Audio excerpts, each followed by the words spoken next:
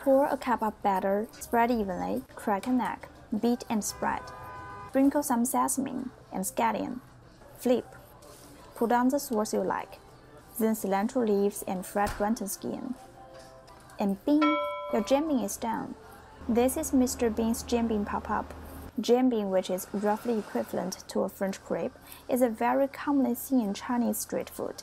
Halfway across the globe, when New York is still in its chilly early spring, and Americans sprinkling the seeds for this, as he puts it, comfort food. I was a student studying Chinese, and I majored in Chinese in college.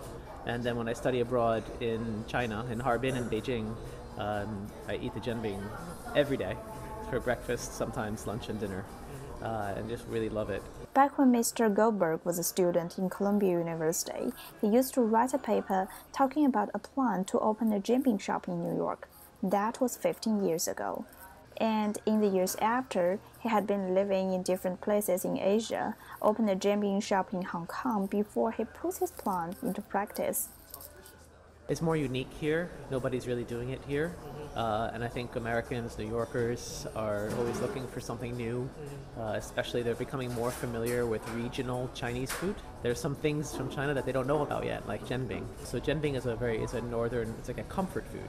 So in New York, it's cold weather, 4 seasons, changing weather. The jianbing's good. It's good for this kind of climate.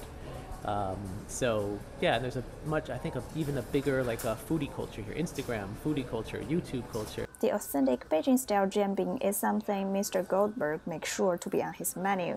Apart from that, there is now a pork version, a duck and chicken one, and he even comes up with a Nutella jianbing, something more like a Western crepe. But foodies can expect more. You can do a kalbi beef, you can do a ginger scallion chicken, you can do even the General Tso's chicken. You can chop up in small pieces and put inside the jianbing. It's very nice.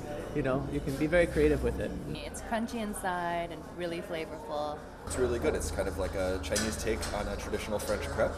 It also kind of reminds me of the Taco Bell Crunchwrap Supreme because it has crunchy pieces inside of a soft outer shell. The pop-up, open for the latter part of March, is closing on March the 31st, and Mr. Goldberg is planning to continue his jianbing career by selling at a permanent location. It's fun making jianbing.